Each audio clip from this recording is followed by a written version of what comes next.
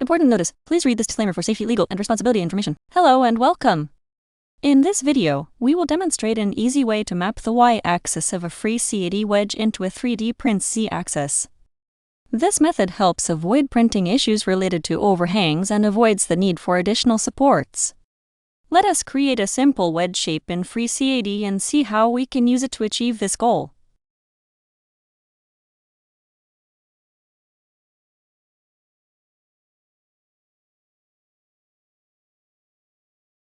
I am going to set the Y max to 20. You can see the wedge expand along the Y-axis in FreeCAD.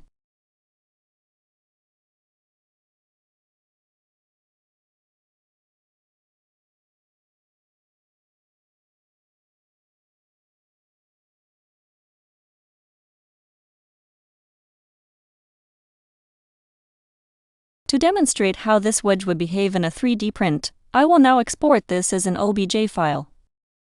Let us import the exported OBJ file into Ultimaker Cura, a popular 3D printing slicer software.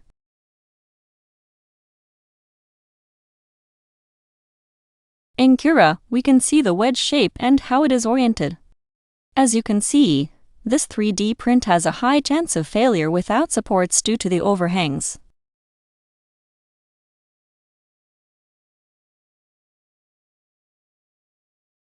Let us slice this 3D model and see how the layers are formed.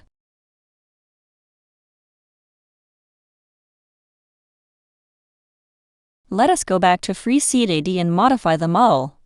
First, we will attach the model to the body's XY plane. Next, we configure the map mode to use the objects X, Z, and Y. The wedge reorients and the Y-axis of the wedge is now mapped to FreeCAD's Z-axis.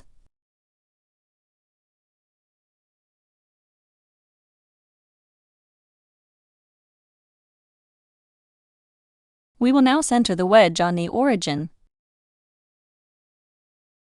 Since the width and height of the wedge are 10 mm, use a -5 on the X and Z axes.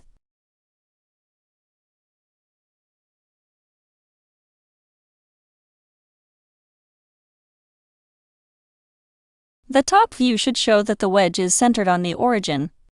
Let us export this modified model.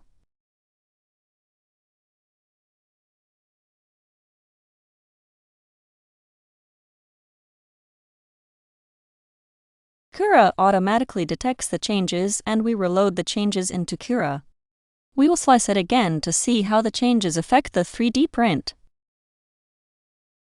As we can see, the changes no longer require the 3D print to have supports.